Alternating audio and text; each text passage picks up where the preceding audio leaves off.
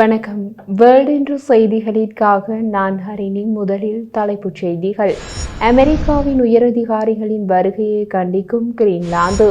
ட்ரம்பின் Ukraine போர் நிறுத்த முயற்சி கேள்விக்குறியாக மாறுகிறது. ஏமனில் மற்றுமொரு தளபதி பலி. மீண்டும் அமெரிக்க விமான தாக்குதல். கனேடிய தேர்தலில் குறுக்கிடும் நாடுகள் பகீர் குற்றச்சாட்டு. சூடானில் தொடரும் தாக்குதல்கள். ஒரே நாளில் 54 பேர் பலி. துருக்கியில் எர்டோகனுக்கு எதிராக மக்கள் கிளர்ச்சிகள். இனி விரிவான செய்திகள். கிரீன்லாந்துக்கு அமெரிக்க ஜனாதிபதி டொனால்ட் ட்ரம்ப் நிர்வாகத்தில் இடம்பெற்றுள்ள உயரதிகாரிகள் விரைவில் செல்லவிருப்பதாக தகவல்கள் வெளியாகியுள்ளன. இந்த விஜயத்திற்கு கிரீன்லாந்து மற்றும் டென்மார்க் பிரதமர்கள் கடும் எதிர்ப்பு தெரிவித்துள்ளனர். கிரீன்லாந்து செல்லவிருக்கும் உயரதிகாரிகள் குழுவில் அமெரிக்க உபஜனாதிபதி ஜேடி வான்ஸின் மனைவி உஷா வான்ஸ், அமெரிக்க தேசிய பாதுகாப்பு ஆலோசகர் மைக் வால்ஸ் உள்ளிட்டோரும் இடம்பெற்றிருப்பதாக தெரிவிக்கப்படுகிறது. இது தொடர்பில் கருத்து தெரிவித்துள்ள கிரீன்லாந்து பிரதமர் மியூட் எக்கர்ட், கிரீன்லாந்தில் அமெரிக்க தேசிய பாதுகாப்பு ஆலோசகருக்கு என்ன வேலை? எங்கள் மீது அதிகாரத்தை செலுத்துவதே அவர்களது நோக்கம். இது அராஜகம். அந்த நாட்டின் அரசியல் தலைவரின் மனைவி உஷா வான்ஸ் இங்கு என்ன செய்ய போகிறார் என்று கேள்வி எழுப்பி கண்டித்துள்ளார். இவர்களது கிரீன்லாந்து விஜயத்தை டென்மார்க் பிரதமரும் கண்டித்திருக்கிறார். தங்கள் பிராந்தியத்தில் அமெரிக்காவின் தலையீடு இருக்கக்கூடாது என்று கிரீன்லாந்தும் டென்மார்க்கும் தெரிவித்துள்ளன. இந்த நிலையில் வெள்ளை மாளிகை வெளியிட்டுள்ள அறிக்கையில் கிரீன்லாந்தின் பாரம்பரியத்தை உஷா வான்ஸ் அறிந்து கொள்ள இருப்பதாகவும் அங்குள்ள வரலாற்று சிறப்புமிக்க இடங்களை அவர் பார்வையிட உள்ளதாகவும் தெரிவிக்கப்பட்டுள்ளது. ரஷ்யா உக்ரைன் போர் சுமார் 3 ஆண்டாக நீடித்து வருகிறது. அமெரிக்க ஜனாதிபதி டொனால்ட் ட்ரம்ப் இந்த போரை முடிவுக்கு கொண்டு வருவதில் தீவிரம் காட்டி வருகிறார். அத்துடன் சவுதி அரேபியாவில் அமெரிக்கா மற்றும் உக்ரைன் பிரதிநிதிகள் நடத்திய பேச்சுவார்த்தையில் 30 நாட்கள் தற்காலிக போர் நிறுத்தம் கொண்டு வரும் முடிவுக்கு ஒப்புதல் அளிக்கப்பட்டது. உக்ரைனுடனான போர் நிறுத்தத்திற்கு ரஷ்ய ஜனாதிபதி பல்வேறு நிபந்தனைகளுடன் ஒப்புதல் தெரிவித்துள்ளார். போர் நிறுத்தத்திற்கு இரு நாடுகளும் கொள்கையளவில் ஒப்புக்கொண்டாலும் இன்னும் உறுதி செய்யப்படவில்லை. அதனுடன் இறுதி முடிவை இடுவதில் இருமணி நீடித்து வருகிறது. இதற்கிடையே ரஷ்யா உக்ரைன் இருதரப்பும் ட்ரோன் தாக்குதலை தொடர்ந்து வருகிறது.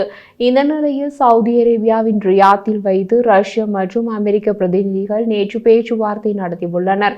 ஒரு நாள் முன்னதாக உக்ரைன் பிரதிநிதிகளுடன் அமெரிக்கா பேச்சுவார்த்தை நடத்திய நிலையில் நேற்று தனியே ரஷ்யாவுடன் பேச்சுவார்த்தை நடந்துள்ளது.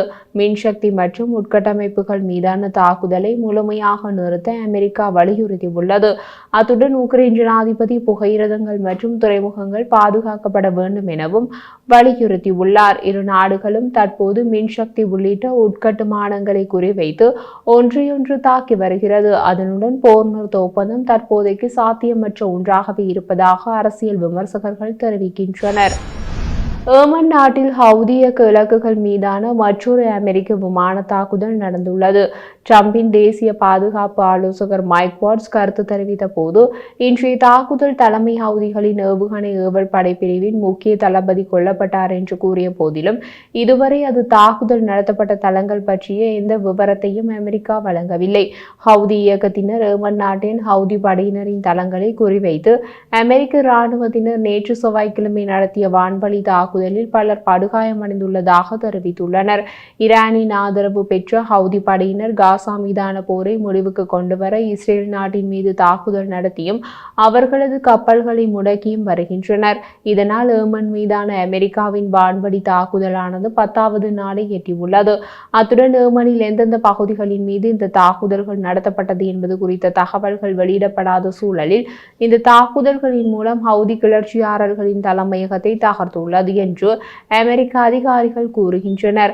இந்த தாக்குதல்களில் அவர்களது ஆயுத தொழிற்சாலைகள், தொலைத்தொடர்பு முனைகள் மற்றும் நீர்மூழ்கி கப்பல் ட்ரோன் உற்பத்தி வசதிகளையும் தகர்த்து கொள்வதாக கூறப்படுகின்றது. ஹவுதி படைகள் காசாவினுள் கொண்டு செல்லப்படும் நிவாரணப் பொருட்களை இஸ்ரேல் ராணுவம் முடக்கியதை கண்டித்து இஸ்ரேலின் வணிக கப்பல்கள் முடக்கப்படும் என எச்சரித்தன. இதனால் கடந்த மார்ச் 15ஆம் தேதி அமெரிக்க ராணுவம் ஏமன் மீதான தனது விமான தாக்குதலை தொடங்கியது. இத்தாக்குதல் தொடங்கிய அன்றே 53 பேர் கொல்லப்பட்டதும் குறிப்பிடத்தக்கது. கடந்த 14ஆம் தேதி கனடாவின் புதிய பிரதமராக மார்க் கார்னி பதவியேற்றுக் கொண்டார். அவருக்கு வரும் அக்டோபர் மாதம் வரை பதவிக்காலம் இருக்கும் நிலையில் நாடாளுமன்றத்தை முன்கூட்டியே கலைத்து அடுத்த மாதம் 28ஆம் தேதி பொது தேர்தல் நடத்த அழைப்பு விடுத்துள்ளார். இதையடுத்து கனடாவில் உள்ள 343 நாடாளுமன்ற தொகுதிகளுக்கான தேர்தல் வருகிற ஏப்ரல் 28ஆம் தேதி நடைபெறவுள்ளது. 172 தொகுதிகளில் வெற்றி பெற்று பெரும்பான்மை பெறும் கட்சி ஆட்சி அமைக்கும். தற்போது லிபரல் கட்சி மற்றும் கன்சர்வேட்டிவ் கட்சி கனடா கட்சிகளிடையே இருமுனை போட்டி நிலவுகிறது. டிரம்பின் வரி விதிப்பு, அச்சுறுத்தல் உள்ளிட்டவை குறித்து பிரச்சாரத்தில் முன்னிலைப்படுத்தப்பட்ட இரு கட்சிகளும் திட்டமிட்டுள்ளன.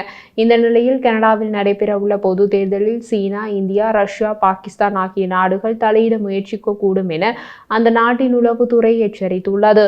தேர்தல் குறித்து அந்த நாட்டு உளவுத்துறையின் துணை இயக்குநர் வனசே லாயிட், கனேடிய தேர்தல் AI எனப்படும் செயற்கை நுண்ணறிவு தொழில்நுட்பத்தை பயன்படுத்தும் வாய்ப்புள்ளது.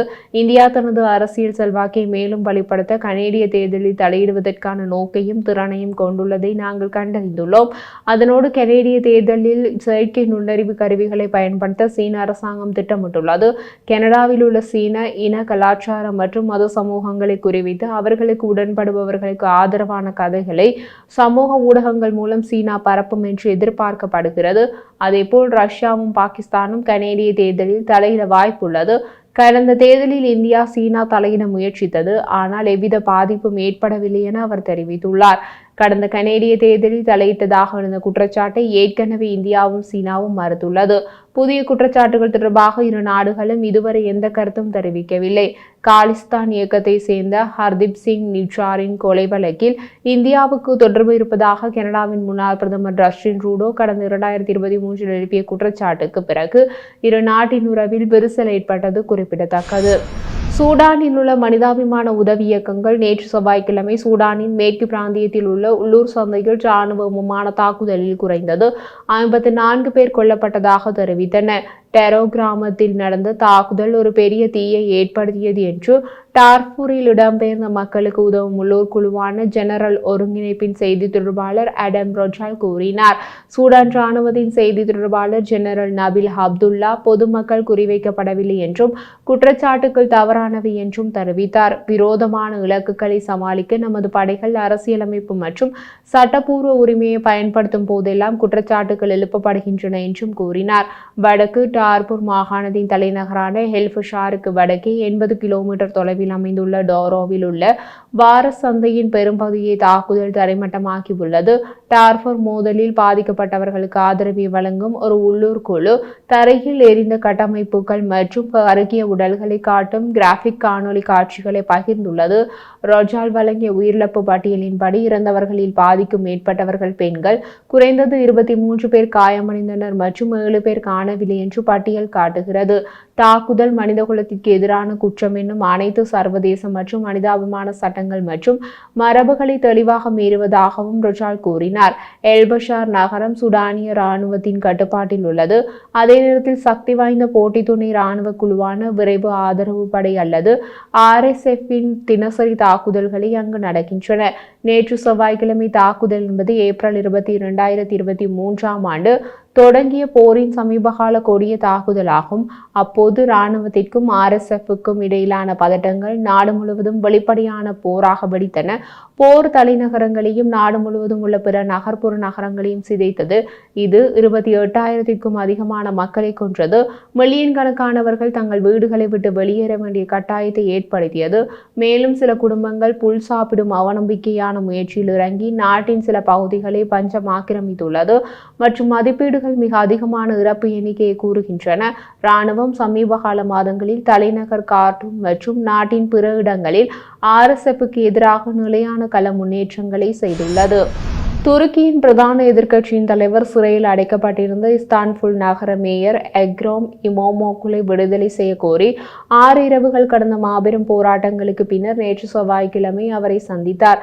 இஸ்தான்புல் நகர மேயர் எக்ரோம் இமாமோகுலு மீது சுமத்தப்பட்ட ஊழல் குற்றச்சாட்டுகள் போலியானதாக பரவலாக நம்பப்படுகிறது. மார்ச் 19ஆம் தேதி கைது செய்யப்பட்ட மேயர் இமாகுவேலு ஜனாதிபதி எர்டோகனின் 22 ஆண்டுகால ஆட்சிக்கு முக்கிய சவாலாக கருதப்படுகிறார்.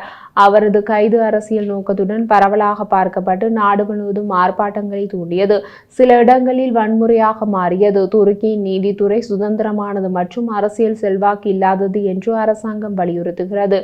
இமாக்குவேலின் குடியரசுக் கட்சி, மக்கள் கட்சி அல்லது CHP-யின் தலைவர் ஆஸ்குர் ஒசெல் இஸ்தான்புல்லுக்கு மேற்கே உள்ள சில்வின் சிறையில் இமாக்குவேலுக்கு 2 மணி நேர சந்திப்பை நடத்தினார். துருக்கியை ஆள்பவர்கள் சார்பாக நான் இருக்கும் சூழ்நிலை மற்றும் துருக்கி அனுபவிக்கும் சூழ்நிலை குறித்து வெட்கப்படுகிறேன் என்று ஒசெல் செய்தியாளர்களிடம் கூறினார்.